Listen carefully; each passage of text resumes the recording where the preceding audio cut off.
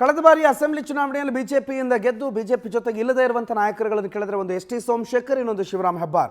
Back to back Congress ನಾಯಕರ ಮನೆಗಳಿಗೆ ಭೇಟಿ ಕೊಡ್ತಾ ಇದ್ದಂಥ ಶಿವರಾಮ್ ಹೆಬ್ಬಾರ್ ಕಾಂಗ್ರೆಸ್ ಸೇರ್ಪಡೆ ಆಗೇ ಬಿಡ್ತಾರೆ ಅನ್ನೋ ಮಾತುಗಳಿತ್ತು.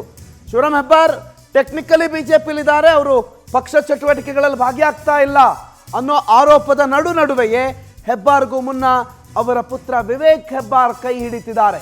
ಉತ್ತರ ಕನ್ನಡದ ಬನವಾಸಿಯಲ್ಲಿ ಕಾಂಗ್ರೆಸ್ ಸೇರ್ಪಡೆ ಕಾರ್ಯಕ್ರಮ ಅರೇಂಜ್ ಆಗಿದೆ.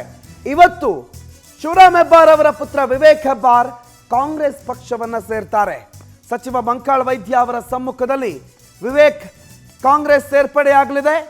ನೂರಾರು ಬೆಂಬಲಿಗರ ಜೊತೆಗೆ ವಿವೇಕ್ ಕಾಂಗ್ರೆಸ್ ಸೇರ್ಪಡೆಯಾಗ್ತಿದ್ದಾರೆ. ಅದಾದ್ಮೇಲೆ ಮತ್ತೆ ಸಿಎಂ ಮತ್ತು ಡಿಸಿಎಂ ಸಮ್ಮುಖದಲ್ಲಿ ಅಧಿಕೃತವಾಗಿ ಪಕ್ಷ ಸೇರ್ಪಡೆ ಕೂಡ ಇದೆ. ಬಿಜೆಪಿಯಿಂದ ಶಿವರಾಮ್ ಹೆಬ್ಬಾರ್ ಹೆಂಗೂ ಅಂತರ ಕಾಯ್ದುಕೊಂಡಿದ್ದಾರೆ. ಬಿಜೆಪಿಯ ಯಾವುದೇ ಕೆಲಸಗಳಿಗೆ ಅವ್ರು ಹೋಗ್ತಾ ಇಲ್ಲ. ಬಿಜೆಪಿಯಿಂದ ತಟಸ್ಥರಾಗಿದ್ದಾರೆ. ಪ್ರಚಾರದಲ್ಲೂ ಇಲ್ಲ, ಕಾರ್ಯಕ್ರಮದಲ್ಲೂ ಇಲ್ಲ. ಮಗನನ್ನು ಕಳುಹಿಸಿ ನಂತರ ತಾನು ಹೋಗೋ ಪ್ಲಾನಲ್ಲಿ ಇದ್ದಾರೆ ಶಿವರಾಮ್ ಹೆಬ್ಬಾರ್. ಅದು ಮಾತ್ರ ಸುಳ್ಳಲ್ಲ. ಸೊ ಶಿವರಾಮ್ ಹೆಬ್ಬಾರ್ ಅವರ ಮಗ ಇವತ್ತು ಕಾಂಗ್ರೆಸ್ ಸೇರ್ಪಡೆ ಆಗ್ತಿದ್ದಾರೆ. ಮಂಕಾಳ ವೈದ್ಯ ಸಚಿವರ ಸಮ್ಮುಖದಲ್ಲಿ ಮತ್ತೆ ಇನ್ನೊಂದು ಸಲ ಸಿಎಂ ಡಿಸಿಎಂ ಸಮ್ಮುಖದಲ್ಲೂ ಕೂಡ ಅಧಿಕೃತವಾಗಿ ಸೇರ್ಪಡೆ ಕಾರ್ಯಕ್ರಮ ಕೂಡ ನಡೆಯುತ್ತೆ. ಆದರೆ ಶಿವರಾಮ್ ಹೆಬ್ಬಾರ್ ಅವರ ನಡೆ ಏನಾಗುತ್ತೆ ಅನ್ನೋ ಕುತೂಹಲ ಇದ್ದವರಿಗೆ ಆಲ್ಮೋಸ್ಟ್ ಇವತ್ತು ಉತ್ತರ ಸಿಕ್ಕಿದೆ. ಶಿವರಾಮ್ ಹೆಬ್ಬಾರ್ ಅವರ ಮಗ ವಿವೇಕ್ ಹೆಬ್ಬಾರ್ ಕಾಂಗ್ರೆಸ್ ಸೇರ್ಪಡೆ ಆಗೋದ್ರ ಮುಖಾಂತರ ಶಿವರಾಮ್ ಹೆಬ್ಬಾರ್ ಚುನಾವಣೆ ಒಳಗಾಗಿ ಅಂದರೆ ಆ ಭಾಗದಲ್ಲಿ 2ನೇ ಹಂತದ ಚುನಾವಣೆ ನಡೆಯುತ್ತೆ, ಅಷ್ಟೊಳಗಡೆ ಕಾಂಗ್ರೆಸ್ಗೆ ಸೇರ್ತಾರೆ ಅನ್ನೋ ಮಾತುಗಳಿಗೆ ಪುಷ್ಟಿ ಸಿಗ್ತಾ ಇದೆ.